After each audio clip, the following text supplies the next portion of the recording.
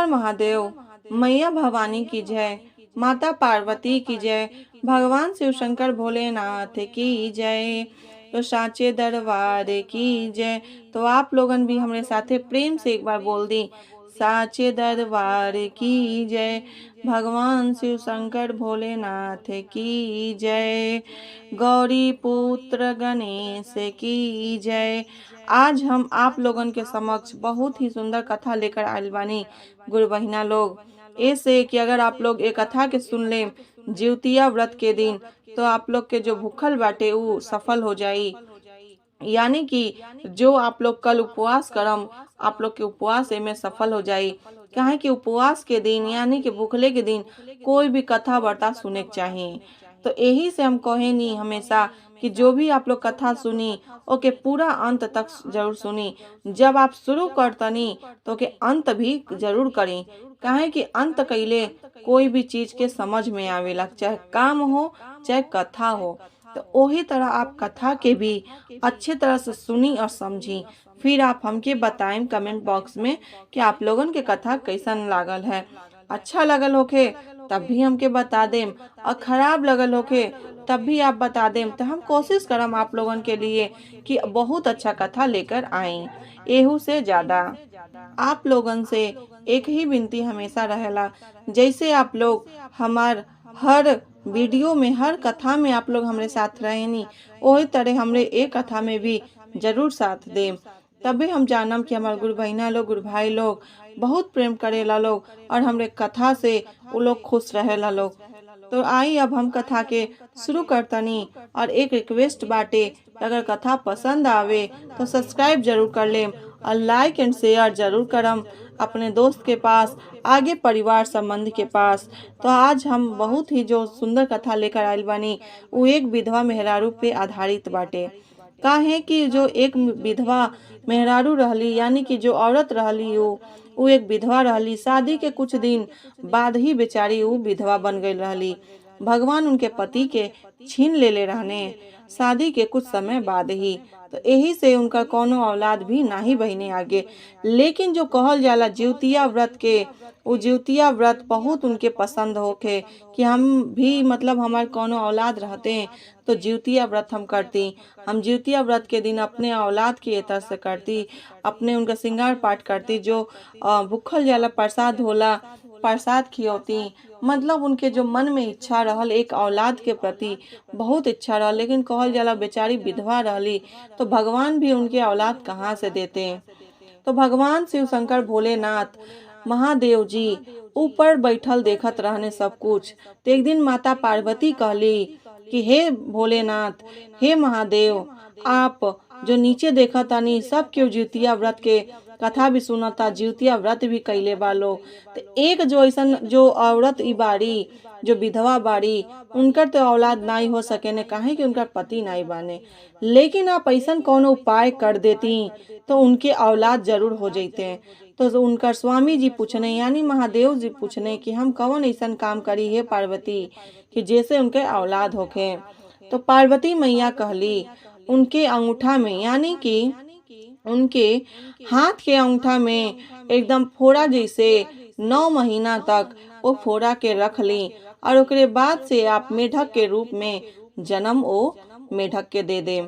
तो वही तरह से उका कहने महादेव जी कि उनके अंगूठा में यानी कि जब जिउतिया व्रत आवे के रहल ओकरे कुछ दिन पहले ही उनके अंगूठा में का कहने कि एक फोड़ा मतलब हो गई, घाव बन गई। वो घाव धीरे धीरे उनकर फोड़ा के रूप में बदल गई, यानी कि बहुत बड़ा झलका जैसे हो गई। ओकरे बाद से वो बेचारी दवा दर्पण करवावत रह गई, लेकिन वो ठीक नहीं भइल, और ना ही कि वो पकड़ पावे कि एमे का बाटे। वही तरह से करत करत 9 महीना जब बीत गई तो फोड़ा में से जब निकलने यानी कि जब फोड़ा फूटल तो अपने आप का निकलने ओमे से मेढक निकलने। तो जब ओमे से मेढक जो निकलने तो सोचली कि हमके तो भगवान एको औलाद नहीं देने, लेकिन ये हमके ये अंगूठा के द्वारा 9 महीना के बाद ये मेढक निकलल बाने, तो इनके हम औलाद के ही रूप में इनके मानव। यानी कि आज से ये हमार बेटा रहिए, हम इनके जैसे पालम पोषम बढ़न हुई है वैसे ही हम इनके बुद्धि ज्ञान जैसे कि सब केहू अपने बाल बच्चन के करेला वैसे ही हम इनके लिए करम। अब वो बेचारी जो विधवा मेहरारू रहली ओ लइका के उठौली, यानी कि वो मेढक के उठौली और उनके तेल मालिश काजल बुकुआ सब करे रोज दिन। छठियार बरही मनौली उनके लिए, सब कुछ कैली। आ धीरे धीरे वो मेढक बढ़न होत गई ने। लेकिन मेढक जब बढ़न हो गई ने तो मनुष्य के रूप कैसे पकड़े। तो एक दिन का भइल कि जब जिउतिया व्रत के समय आइल तो जीत बंधन बाबा से कहले कि हम भी हने जिउतिया के व्रत करम। तो वो सोचले कि चला कल जिउतिया है, हम जिउतिया के कल व्रत रख ले अपने बेटा के लिए, अपने बालक के लिए। तो उस दिन का कैली, सोचे लगली कि मतलब आज जिउतिया है, अब कैसे का करी हम कि आज तक हमरे घर में एक मुट्ठी अनाज नहीं खे, एक चुटकी तक खाए के कुछ पिए के बा नाई, कवन उपाय करी कि हमरे लिए कुछ हो जा। तो सोचे लगली, तो सोचत सोचत रहली तो उनके मन के जो बात रहल वो महादेव जी समझ गई ने। तो जैसे महादेव जी समझने तो वही तरह से मेढक भी समझ जा, यानी कि जो महादेव जी रहने वो मेढक कितना बुद्धि ज्ञान देले रहने कि वो अपने महतारी के हर एक बात समझ जा कि हमसे हमार महतारी का चाहत अली, का बोलल चाहत अली। तो सोचे लगली कि हमारे अगर बेटा रहते तो कहीं से कमा के लईते तो हमरे लिए कुछ जुगाड़ पानी लग जात कि आज हम भूखल बानी। तो जो में हई बनावल जाला खाए वाला रोटी छोटा छोटा टिकड़ी, उ टिकड़ी के हम बना लेती, जो ओठगनिया छोटन छोटन। तो सोचे लगली कि हम कैसे का करें। तब फिर सोचत सोचत रहली और ओकरे बाद से उनके मन से ऐसा भइल कि चला एक बार कह के देखी। तो जैसे वो मेढक अइने तो कहली उनसे के बाबू हमके कुछ सामान ला देता। तो कहत तने के माई हमके द हम लेते आए। फिर सोचे लगली के बाबू कैसे लईबा, तू ते हवा मेढक। कहत रे माई तू हमरे कान में पैसा खोस द और हमके जो ले आवे के बा उ पर्ची लिख के तू हमके दे द। तो का कहीने उनके एक काने में पर्ची खोस देहली, एक काने में पैसा। जो उनके लगे थोड़ा बहुत बचल रहल 1-2 रुपया उहे मांग उनके खोस देहली। ओकरे बाद से उनके भेज देहली। तो गईने लेके आईने दही चिवड़ा जौन जौन जरूरत रहल और जो घर में ओठगनिया यानी कि जो टिकड़ी बनावे के रहल चढ़ावे के जितबंधन बाबा के और जो उनके पारन पे देवे के रहल, सब कुछ के इंतजाम करे के लिख देले रहली कि हई हई सामान चाहिए। वो गईने दुकानी में दे देने और उनसे कहने कि सबसे पहला चीज हवे तेल। तो सोचे लगने सब कि हई मेढक जात तेल कैसे ले जाइए। तो कहत का बाने कि तू तेलवा जौन बाटे जितना हमार महतारी लिखले बाड़ी वो तेल हमरे काने में डाल दो, हम सारा सामान अपन ढो ले जाई। तो का कहल लोग, मतलब वो लोग जो रहल लोग किराना वाले दुकान वाले, वो लोग का कई लोगों में से जो मालिक रहने कहने के ऐसन बाटे कि हे बेटा हई तू डाल दो उनके काने में हई तेलवा सरसों के और हई सामान जो बाटे वो दे दो। तो ओकरे बाद से का कई लोग कि हई एक टीना जो तेल होला सरसों के उनके काने में डाले लगल लोग कुप्पी के सहायता से। कुप्पी से डालत गए लोग और उनका कान में पूरा जो बोलल जाला 1 टीना तेल आम आगे, यानी कि ओमे उ रख लेने काने में। अब जब उतना तेल हो गई तो ओकरे बाद का कहीने कि वो अपन तेल कान बंद कैले ने आ कहने जौन है सामान बाटे हमें पीठी पे ला दी दो।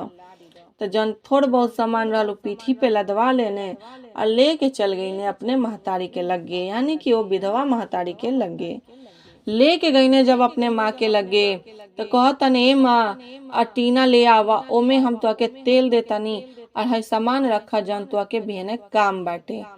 तो उनका माँ का कहली कि वो जो टीना के तेल के डिब्बा होला ओके लेके अली और कहली के बाबू हेमे तेलवा डाल द और इन्हें तू समनवा धई द। उ का कहीने मेढक महाराज समनवा धई देने और तेलवा लगने डाले। जब तेलवा डाले लगने डालत डालत पूरा डाल देने और 1 टीना तेल खूब बढ़िया से भर गल। तो कहली कि बेटा तू कैसे लैला हवा। तो मेढक कहतन ए माँ हम सब कुछ ला देम, तू हमके जवन जवन कहबू जैसे जैसे कहबू हम सब कर देम। तब ओकरे बाद से उनका जिउतिया के व्रत शुरू कैली सवेरे। और सवेरे जब शुरू कैली तो शाम के कहली अपने मेढक बेटा से कि हे बेटा हम जा तनी गंगा जी में नहाए। तो वो कहतन हमहू चलम, लगने जिद करे और रोए। तो कहतली कि ए बेटा तू ने जा, अबे केहू तो के कुचल दी, तू छोटहन बार, अबे केहू कुचल दी चाहे कुछ हो जाए तो हम कैसे रहम तोहरा बिन। तो कहतन नहीं माई हमके कुछ नहीं होई, हमके ले चल, लगने जिद्दी करे अपने लइका के जैसे। ओकरे बाद उ मेहरारू का कैली, कहली कि ए बेटा तू मान जा, मना जना के घर में का कैली धो देली अब बंद कर देली ताला। लेकिन जनते बानी सब उ रहने मेढक जाति का भइल, जब ई चल गईली गंगा जी के तीरे अपने सहेलिन के साथे सखी लोग के साथे नहाए। अपन ज्योतिया व्रत के जो है अर्घ पे देवल जाला, जो है खरी ओरी देवल जाला, उ सब देवे चल गईली ले ओके सामान। गईले के बाद से वहाँ नहाए लगली। ती का कईने खिड़की रहे कूद गई ने खेते में, और खेते में जब कूद गई ने तो कूदत कूदत चल गई ने गंगा जी के तीरे। जब गंगा जी के तीरे गई ने तो वहाँ जाके अपन जो मेढक के छाल रहल ओके उतार देने और एक सुंदर लड़का के रूप में एकदम उ बन गई ने। जब सुंदर लड़का एकदम बन गई ने तो सब लोग देखे लगल लोग कि अरे तो ई तो हऊ विधवा मेहरारू के लइका हमें जौन इतना सुंदर बाने। आज देखम मेढक के छाल पहन के रहे न घर में, हम आवतन तो कितना सुंदर लइका हो जाता ने, कितना सुंदर बालक हो जाता ने। एक दूसरे से मेहरारू औरत सब के कहे लगल लोग। लेकिन उनकर माई जो रहली उ नहीं जानत रहली कि हमार बेटा इतना सुंदर बाने। तो ओकरे बाद से वो नहा लेने, नहाइले के बाद से फिर मेढक के छाल पहन लेने, फिर घरे चली आईने। जब घरे आईने तो घरे अइले के बाद का कहने के मेढक के छाल उल तो पहन के आयल रहने। फिर वो खेते में आईने, खेते में से वो अपने जहाँ घर रहल छानी के अंदर वो खिड़की में कूद गई ने। वो खिड़की के रास्ते से जब कूद गई ना तो चुपचाप वहीं पटाइल बाने और सोचा तने कि अब माई यही है तो गेटवा खोलिए तो हम जाई फिर से। जब उनका माँ अली गेट खोलली तो कहतली बाबू तू नहीं गईला बढ़िया बा कि देखनी है सब केहू कहत रहले एगो लइका आइल रहले मेढक आइल रहले नहाए कि तू नहीं गई रहल। तो कहत ना माई हम कैसे जाए, तू ते अगवा से ताला मार के गल रहलू, देखा ना खिड़कियों पे और जैसे पर्दा उर्दा लगौले बाड़ो। तो कहत का बाड़ी हाँ ये बेटा सही कहत अला। फिर दूसरे दिन का भइल कि उनका जो प्रसाद रहल जौन ज्योतिया व्रत कैले के बाद से पारण रहेला वो पारण कैली, अपने बेटा के भी देहली खाए के। तक सोचे लगली कैसे खाई हैं, लेकिन ई तो जब मेढक के छाल उतार दे तो सुंदर बन जा लइका। तो ओकरे बाद से कहे ना कि माई के अपने तू रह दा हम खा लेम, तू रह दा है प्रसादिया धो दा, अबे हम थोड़ा देर के बाद खा लेम, जा तू और है अन्न पानी जौन होला खा लो, यानी कि नमकहा जो खाना भोजन होला खा लो। जब खाए चल गईली इनके प्रसाद देके तिहो का कहने धीरे से खा लेने आ खैले के बाद से अपने माँ के लगे चल गई ने। ऐसे ही करत करत कुछ दिन बीतल तो गांव के लोग कहे लगने कि तुहार जो मेढक लइका बाने बहुत सुंदर बाने, बहुत बढ़िया बाने, उनकर शादी कई द। तो ई कहे लगली हमार मेढक लइका जो बाटे उनसे शादी कैसे करी, कोनो लड़की शादी करी। तो कहत न सब काहे नहीं करिए, बहुत बढ़िया बाने। लेकिन उ तो अंदर के बात नहीं जानत रहली। तो कहली ठीक बा जब तुम लोग इतना कहते बाड़ा तो जा रिश्ता जब आई बताइए हम शादी कर दे। जब रिश्ता लेके आए लोग गांव के आदमी शादी करवा देवल लोग तो उनका जो मेहरारू रहली लड़की जो शादी भइल तो वहाँ से अली। काहे कि जब चौखट पे गला न तब वो मेढक के जो छाल रहल उतार देने, काहे कि जो महतारी नहीं जाली बाराते तो बाराते नहीं गए रहली उनका महतारी, तू नहीं जानली कि हमारा बेटा इतना सुंदर बाने। तो जब शादी हो गई अपने दुल्हन के लेके आईने तो मेढक के रूप में आईने। अब फिर अपने जब दुल्हन के घर में लेके मतलब बैठावे के सब हई रस्म होके के रहल तो मेढक के रूप में गई ने। और जब उनका समय यानी कि दिन बीत गई शाम भइल तो उनका माँ कहली कि ये बेटा भोजन कैला हई तुम्हार दुल्हनियों भोजन कैले और ओकरे बाद से चलो तू अपने कमरा में जा सुते और हमहू चलता नहीं सुते और नात रिश्तेदार जे बाटे अपन वो लोग आराम कर ले। तो कहने ठीक बाटे माई हमके खाना दे दा। खाना जब दिया गया खाना ना खा लेने, उनका मेहरारू का गल खाना खा लेने। जब घर में गई ने तो अपन दरवाजा बंद कईने तो मेढक के छाल उतार देने और एक सुंदर सा एकदम बालक के रूप में लड़का के रूप में वो बन गई ने। जब वो अच्छा से थी हो गई तो अपन घर में 2-4 दिन बीतल तो सोचली कि पतोहिया हमार कैसे रहेले मेढक के साथे। मेढक हमार बेटा इतना सुंदर तो बटले बाने, लेकिन एत्ती चुक बाने। आखिर ही हमार पतोहिया इतनी मतलब मनुष्य के रूप में बाड़ी, अरी बाने जानवर के रूप में, आखिर पतोहिया हमार कैसे रहेले। सोचली एक दिन कि चला आज पतोहिया से पूछल जाई। जब पतोहिया से पूछली तो कहत का बाड़ी के मम्मी जी, आप नहीं जानतनी कि आपके बाबू जो बानी वो मेढक नाही, जब मेढक के छाल उतार देवेनी तो एक सुंदर बालक के रूप में, लड़का के रूप में तैयार हो जानी। यानी कि उनका जब मेढक के छाल उतर जाला तो सुंदर लड़का बन जानी। तो ये बात कहली उनका महतारी, हम तो आज ले नहीं जानत रहनी है। कहतली नाही सब क्यों जानता, तबे न शादी के रिश्ता लेके आवत रहल लोग। हमहू नहीं जानती, हमार महतारी बाप बताओ नहीं। यानी कि जो लड़की रहली वो कहली हमार माई बाप बताओ लोग। आई जब चौखटे गई नी और बेटा तो मेढक के रूप में नहीं गई रहनी, ये गई रहनी सुंदर लड़का के रूप में। और जब यहाँ से विदा भईनी तो रहनी ई मेढक के रूप में। यही तरह से समझा देली। तो कहली कि ऐसन बाती बाटे, हमहू अपने बेटा के एक बार देखल चाहतानी कि कितना सुंदर बाने और कितना बढ़िया। तो कहली अच्छा ठीक बा, हम आपके एक दिन बताइम, जब वो सुतल रहम तो हम आपके देखाई। ऐसन समय भइल कि बिहाने भइले वो समय पे सुतल रहने दोपहरिया में। और का कैली धीरे से अपने पतोही के साथे, यानी कि जो उनका पतोही रहली, कहली कि देखिए आपके बेटा सुतल बानी और आप जाई देख ली। ये धीरे से दरवाजा खोली अपने बेटा के घर में के, और धीरे से गईली अंदर और अपने बेटा के पैर पकड़ के खूब रोवली। और उनका चेहरा देख देख बार बार उनका बलाई उतारे, नजर उतारे। आप सोचली कैसे का करें, कवन उपाय करें कि ये मेढक नहीं बने, यही रूप में हम इनके नित्य प्रतिदिन देखल करें। सोचली चला ई मेढक के छाल देखी कहाँ रखले बाने। देखली कि खोजत खोजत उनके मिल गईल कि देखा तली ऊ अपने पलंगवे के बगलिया में धैले रहने मेढक के छाल। मेढक के छाल का कैली ओके उठा लेली। उठौले के बाद से मेहरारू ले जाके बाहरे जला देहली मेढक के छाल के। अब इनका जब नींद खुलल तो खोजे लगने अपन मेढक के छाल। जब खोजत खोजत रहने तो अपने मेहरारू से पूछने आखिर हमार मेढक के छाल का भइल। तो कहत का बारी कि हम तो माता जी के आपके रूपवा एक बार देखौनी है कि आप ये सुंदर रूप में बानी, बहुत सुंदर हमार पति बानी। तो कहली कि ये देखी हो सकेला अम्मा जी न जरा देले होखम, काहे कि देखनी तो है थोड़ा झटका में, यानी कि थोड़े देखनी है पूरा नहीं जानता नहीं। ती गई ने सोचे लगने कि अब का करी, महतारी के सामने कैसे जाई। तो कहतने का कि अच्छा रुक जा तू महतारी से, यानी कि हमरे माँ से पूछ के आवो। ती गईली पूछली कि माता जी आप उनका मेढक के छाल का कईनी। तुमका माँ कहली कि हम अपने बेटा के मेढक के जो छाल रहल हवे ओके जला देले बानी, और हमार बेटा कहाँ बाने हम उनका देखल चाहतनी। तो उनका बेटा जो रहने सुन गई ने कहतने हे माँ तू हमार छाल जरा देलू हऊ, ठीक कैलू, लेकिन देखा हम हे रूप में बानी, तुहार बेटा हई। और तो के एक बात बताओ तनी, तो के दुनिया के नजर में केहू कुछ कहे नहीं, यही से भगवान हमके मेढक के रूप में भेजले रहने और कहले रहने कि तुम्हारे सामने हमेशा हम मेढक बन के रही और दुनिया के सामने एक मनुष्य बन के रही। ये भगवान भोलेनाथ की कृपा हवे जो हमके जीवतिया व्रत के दिन तू हमके इतना अच्छा से पालन पोषण शुरू कैलू और जीवतिया व्रत हमरे लिए करेलू। तो इतना सुंदर हमरे लिए अच्छा का हुई कि जब तू हमार महतारी इतना बढ़िया बालू।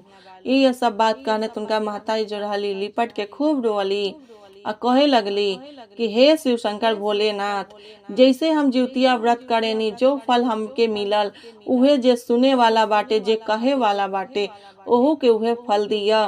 बेटा पुत्र से घर में धन दौलत से सब तरह से बढ़ंती करिया, जैसे तू हमके बढ़ंती करत आला, जैसे तू हमके बढ़ंती कैला, जैसे तू हमके एक सुंदर मेढक के रूप में इतना अच्छा बालक दे देहला, ओही तरह तू जिस कथा के कहता जे सुनता और जितना गुरु बहिन सुनी लोग दोनों भाई बहन के सबके आगे रहे बढ़िया और घर में धन दौलत दिया। उनका बेटा पुत्र यानी कि बेटा और जौन बेटी जे भी बाटे उनका बेटा पतोही से लेकर बेटी दामाद से लेकर सबके बढ़ंती कहिया, कुशल मंगल रखिया।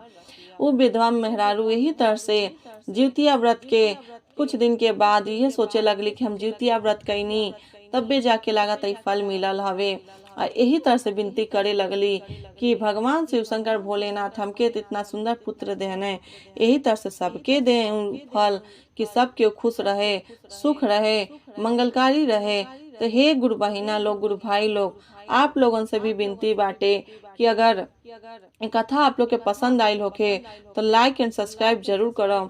काहे कि ओकरे बाद से दोनों जो मर्द मेहरारू रहल लोग, ओ जो विधवा मेहरारू के बेटा पतोई रहल लोग, बहुत कुशल मंगल रहे लगल लोग आराम से अपने महतारी के साथे, और उनका बेटा भी वही रूप में रहे लगने। तो अगर आप लोग के कथा पसंद आयल होगे तो लाइक एंड शेयर जरूर करम और सब्सक्राइब भी अपने साथ जरूर कर लें अगर आप लोग हमारे चैनल में नया बानी।